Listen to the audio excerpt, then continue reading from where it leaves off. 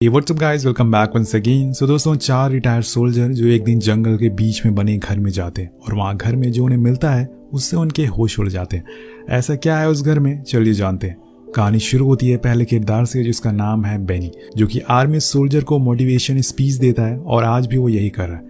इसके बाद हम दूसरे किरदार को देखते हैं जो कि अभी भी पुलिस फोर्स में मौजूद है। उसका नाम है पोप, जो आज एक मिशन पर है। उसकी टीम को खबर मिली है कि झोपड़पट्टी में कुछ आतंकवादी छुपे हुए हैं, इसलिए वो अपने चॉपर से वहां पहुंचता है और उस पूरे घर को चारों तरफ से घेर लेता है और सभी को वार्निंग देता है कि जो भी घर के अंदर है वो बाहर आ जाए, लेकिन कोई भी बाहर नहीं आता, जिसके बाद उन्हें उन लोगों पर फायरिंग करना पड़ता है। लेकिन वहां से भी इनके ऊपर अंधाधुंध गोलियां चलना शुरू हो जाती है, जिसमें इनके कई जवान शहीद हो जाते हैं। ऐसी सिचुएशन को देखते हुए पोप अपनी टीम को ऑर्डर देता है कि तुम लोग मुझे कवर दो, मैं ऊपर से जाकर इन्हें मारूंगा। और वो करता भी ऐसा ही है। वो दूसरी इमारत पर जाता है और वहां से एक धमाका करता है जिससे कि वो पूरा घर उड़ जाता है और एक साथ सारे आतंकवादी मारे जाते हैं। जब वो अंदर जाता है तो वहां उन्हें बहुत सारे कैश और हथियार भी मिलते हैं, लेकिन उसके साथ कुछ घायल लोग भी थे, जिन्हें पूछने पर पता चलता है कि वो लॉरिया के लिए काम करते हैं। आपको बता दूं कि लॉरिया अभी के समय का सबसे बड़ा माफिया है और उसका पूरे देश पर कंट्रोल है, जहां वो कई सारे नशीले चीजें भी सप्लाई करता है। इसके बाद वो उनसे लॉरिया का पता पूछते हैं, पर वो आधा अधूरा एड्रेस ही बता पाते, जिसके बाद उन्हें भी मार दिया जाता है। पूरे घर को छानने के बाद उन्हें वहां कुछ और बच्चे और लड़कियां मिलती हैं जिन्हें वो अपने साथ ले जा रहे थे, लेकिन तभी उनके चंगुल से एक लड़की भाग जाती है। तब बॉब कहता है कि तुम लोग यहीं रुको, मैं उसे लेकर आता हूँ। जिसके बाद वो उसका पीछा करने लगता है और उसकी ये तलाश जाकर खत्म होती है एक घर में, जहाँ हम उसी लड़की को देखते हैं जिसका नाम है इवाना। वो पॉप को जानती थी, इसलिए उसने इस लड़की को भागने दिया, पर वो उसे कहता है कि मैंने तुम्हें मना किया था ना वहां से जाने के लिए, पर यह भी बता दिया था कि हम लोग रेड करने वाले, फिर तुम वहां क्यों गई? तो वो कहती है कि मेरा भाई वहां पर मौजूद था, इसलिए मैं गई उसे बचाने के लिए, लेकिन तभी तुम लोग वहां अचानक से घुस गए और मेरा भाई तुम्हारे कब्जे में है। तुम उसे कैसे भी करके छुड़ाओ। पर पॉप के लिए काम इतना आसान नहीं था, लेकिन तभी इवाना ऐसी चीज बोलती है जिसे सुनने के लिए पॉप ने भी पूरी उम्र गुजार दी। वो उसे बताती है कि मुझे लॉरिया का घर का एड्रेस पता है, क्योंकि मैं ही उसके घर पर सारे पैसे पहुंचाती हूँ, पर मैं तभी बताऊंगी जब तुम मेरे भाई को छुड़ाओगे। तो पॉप मान जाता है क्योंकि लॉरिया एक बहुत बड़ा शिकार है। उसे कहता है कि जब तुम अगली बार जाओ तो उसके घर की एक वीडियो बनाकर लाना, देन मैं तुम्हारे भाई को रिहा कर दूंगा। तो यहाँ पर डील डन हो जाती है। अब सीन शिफ्ट होता है बेनी पर, जो अभी भी वहीं काम कर रहा है, लेकिन आज उससे मिलने के लिए वहां पर पॉप आया, जो उसका काफी पुराना दोस्त है। अब उन दोनों में काफी बातें होती है। दिन वो उसे एक काम करने को कहता है, उस काम को सुनते ही वो हाँ कर देता है, लेकिन उसकी एक शर्त होती है कि वो तभी उसके साथ जाएगा जब रेडक्लिफ भी उसके साथ चलने को तैयार होगा। अब यहाँ हम कहानी के तीसरे किरदार को देखते हैं, जो कि किसी जमाने में एक जाबाज सैनिक हुआ करता था, लेकिन आज वो एक ब्रोकर है और अपना खर्चा पानी बहुत ही मुश्किल से चला पा रहा है। उसकी बीवी ने भी उसे छोड़ दिया। अब उसके पास इतने पैसे भी नहीं है कि वो अपनी बीडी की स्कूल फीस भर सके। और तभी वहां पर पॉप आता है, जिसे देखकर वो कुछ भी करने को मना कर देता है, लेकिन वो कहता है कि मुझे तुम्हारे बस कुछ ही दिन चाहिए, जिसके बदले में मैं तुम्हें $20,000 दूंगा। लेकिन वो मना कर देता है। वो जानता था कि पॉप उससे कुछ उल्टा सीधा ही काम करवाएगा। अब पॉप भी जबरदस्ती नहीं करता। इसके बाद वो लोग रेडक्लिफ की बेटी के स्कूल ड्रॉप करने जाते हैं, जहाँ पॉप को पता चलता है कि असल में उसकी लाइफ में क्या चल रहा है, और इसलिए वो वहीं उतर जाता और मिशन की फाइल वहीं छोड़कर चला जाता है। उसे पता था कि वो उसे मिलने जरूर आएगा। अब घर आने पे रेडक्लिफ को कुछ बिल्स मिलते हैं जिन्हें भरने की डेट नजदीक आ रही है, लेकिन उसके पास पैसे है ही नहीं और अब उसके दिमाग में पॉप की बातें घूमने लगती है। अब इसके बाद पॉप अपनी टीम के आखिरी शख्स के पास जाता है, जिसका नाम है कैटफिश, जो कि एक पायलट है, लेकिन उसका लाइसेंस रद्द हुआ पड़ा है। उसके कुछ कांड की वजह से ऐसा हुआ था, लेकिन पोप कहता है कि मुझे इसे कोई फर्क नहीं पड़ता, तुम्हें बस मेरे लिए प्लेन उड़ाना है, अगर तुम वो कर सकते हो तो मेरे साथ आ जाओ। उसके बाद तुम्हें इतने पैसे मिलेंगे जितने तुम्हें अपनी जिंदगी में देखे भी नहीं होंगे। अब इसके बाद हम वहाँ रेडक्लिफ को भी देखते हैं, जिसका मतलब है कि उसने मन बना लिया है जाने का, अब पोप के साथ काम करने का, क्योंकि उसे पैसों की जरूरत है, किसे नहीं होती। अब पूरी टीम ब्राजील के लिए रवाना होते, जहां पर इनका सफर एक जंगल में जाकर खत्म होता है और इनके सामने एक विला था जो कि काफी पुराना सा लग रहा था। तभी उसके अंदर एक कार जाती और इसके अंदर थी इवाना, और इस कार में ही करोड़ों रुपए छुपे हुए थे, जिसकी कोई गिनती नहीं है। लेकिन इवाना का काम है वो घर के हर हिस्से को रिकॉर्ड करे, वो यही करती है। तभी उसके सामने लॉरिया आ जाता है, जो रजिस्टर पर साइन करने आया था, और यहाँ हम पहली बार उसे देख पाते हैं। इसके बाद वो यहाँ से सीधा घर चली जाती है और बाहर खड़े हुए लोग भी होटल चले जाते, जहाँ सभी साथ में बैठकर बातें करते हैं। तब बेनी कहता है कि हम ये सब पूरा करने के बाद डिपार्टमेंट को कब बताने वाले। तो पॉप कहता है कि ऐसा कुछ नहीं होने वाला, क्योंकि मैं सरकार को इसमें से एक भी पैसा नहीं देने वाला हूँ। पर यह बात बेनी को ठीक नहीं लगती, तो वो कहता है कि तुम खुद बताओ, हमने सरकार के लिए इतने साल सेवा करी, अपनी जान जोखिम में डाली, लेकिन आज देखो हमारी हालत कैसी हो गई है। रेडक्लिफ को देखो, उसके पास इतने पैसे नहीं है कि वो अपनी बेटी की फीस भर सके। वहीं बेनी, तुम खुद को देख लो, तुम जो कर रहे हो तुम्हें उसमें मजा आ रहा है? नहीं ना, तुम ये सब जबरदस्ती कर रहे हो। ये सब बोलने के बाद वो सभी को छोड़ने के लिए उनके रूम तक जाता है, लेकिन बीच में सब कहते हैं कि हम ये काम करने के लिए रेडी हैं, लेकिन ये करने के लिए हमें एक प्लान बनाना होगा। तो पॉप कहता है कि मेरे पास एक प्लान पहले से मौजूद है, मैंने पूरी रिसर्च करी है जिसमें मुझे ये पता चला है कि हमेशा लॉरिया गार्ड के साथ ही रहता है, लेकिन संडे वाले दिन वो अपने परिवार के साथ चर्च जाता है। तब घर पे कोई नहीं होता है सिवाय कुछ गार्ड्स के।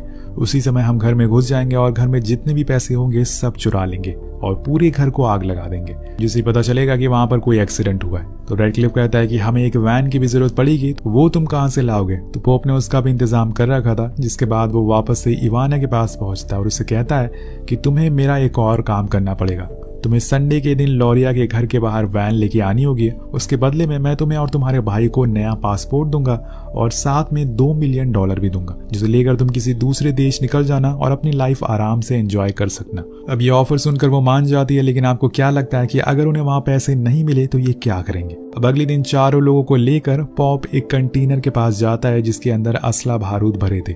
सभी अपने अपने हथियार ले लेते हैं। अब उन्हें बस संडे का इंतजार था, जिसके बाद रेडक्लिफ कहता है कि हमें वहां से दूर जाने के लिए एक चॉपर की जरूरत पड़ेगी। तो वो बताता है कि उसके लिए हमें $3 मिलियन देने होंगे। पॉप उन्हें वो वीडियो दिखाता है जो असल में इवाना ने बनाई और उसमें टेबल में बहुत सारे पैसे रखे हुए थे और यही इनका टारगेट है। अब 2 दिन बाद संडे आ जाता और सुबह सुबह लॉरिया की पूरी फैमिली चर्च के लिए निकल जाती, जिसके बाद हम इवाना की वैन को देखते हैं जो घर के अंदर घुसती है, पर बीच में ही गार्ड्स उसे रोक लेते हैं। तब उनसे कहती है कि मैं बस ये कार यहाँ पर रखने के लिए आया हूँ, जिसके बाद मैं दूसरी कार लेकर निकल जाऊंगी। वो करती भी ऐसी है, लेकिन उसके पीछे से पॉप की टीम घर में घुस जाती है और एक एक करके सभी गार्ड्स को मारने लगती है। जिसके बाद वो उस जगह पहुंच जाते हैं जहां पर उन्हें पैसे मिलने वाले थे। अब वो घर का हर एक कोना और तिजोरी ढूंढ डालते हैं, लेकिन पैसे कहीं भी नहीं थे।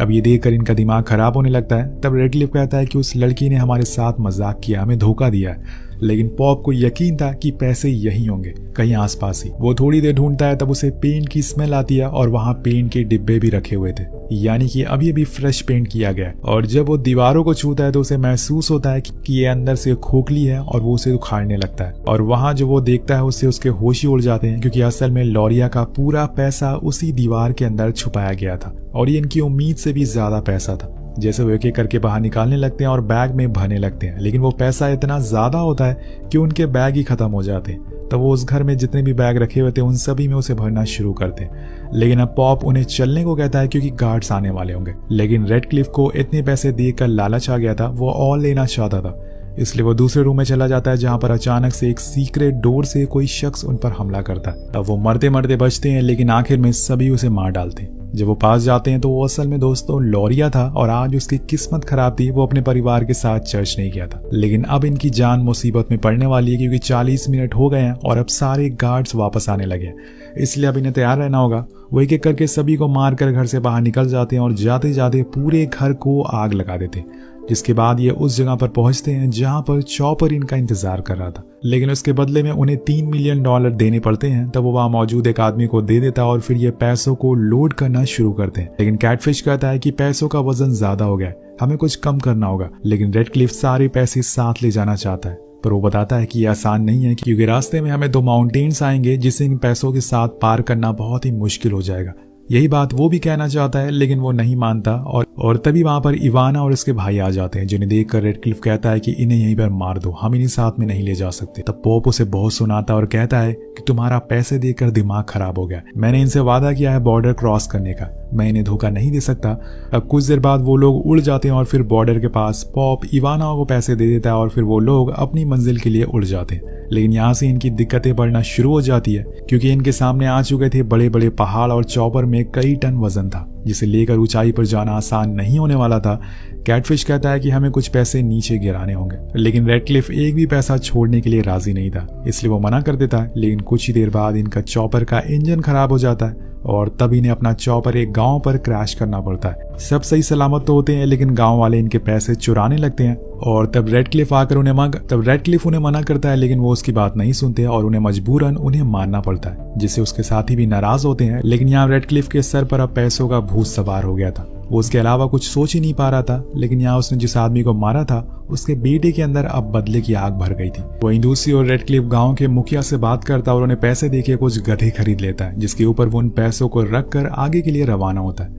लेकिन इनके रास्ते में अब कठिनाइयां आती जा रही थी, जिससे इन्हें काफी परेशानी होती है। कई जगहों पर इन्हें तेज बारिश का भी सामना करना पड़ता है, पर जब सारे एक चट्टान पर चढ़ रहे होते हैं तभी अचानक से इनका एक गधा नीचे गिर जाता है और अपने साथ करोड़ों रुपए लेकर नीचे जाता है। तो अगर ये चॉपर से पैसे कम कर देते तो शायद आज ये अपने घर होते सही सलामत। अब ये सारी चीजें देखकर इन्हें पता चल जाता है कि अब इन्हें खुद ही आगे बढ़ना होगा, क्योंकि ये गधे ऊंचाई तक चट्टानों पर नहीं चढ़ पाएंगे। इसलिए वो खुद ही रस्सियों की मदद से पैसों को नीचे उतारते हैं और फिर खुद भी नीचे जाते हैं। लेकिन आज की रात उन्हें वहीं गुजारनी पड़ेगी। पर दोस्तों यहाँ ठंड बहुत ही ज्यादा होती है और ऐसे में यहाँ रहना बहुत ही मुश्किल था। लेकिन तब बेनी एक बोरी पैसे को जला देता है और फिर उसकी गर्मी से आग सेकता है। तो इसे कहते हैं असली रिच लाइफ जीना। ठंड लगी तो पैसे ही जला दिए। वेल अब अगले दिन ये लोग फिर से आगे बढ़ना शुरू कर, लेकिन तभी उन पर अचानक से गोलियां चलना शुरू हो जाती है और इसी में एक गोली आकर रेडक्लिफ के सर पर लगती है, जिससे कि वो वहीं मारा जाता है।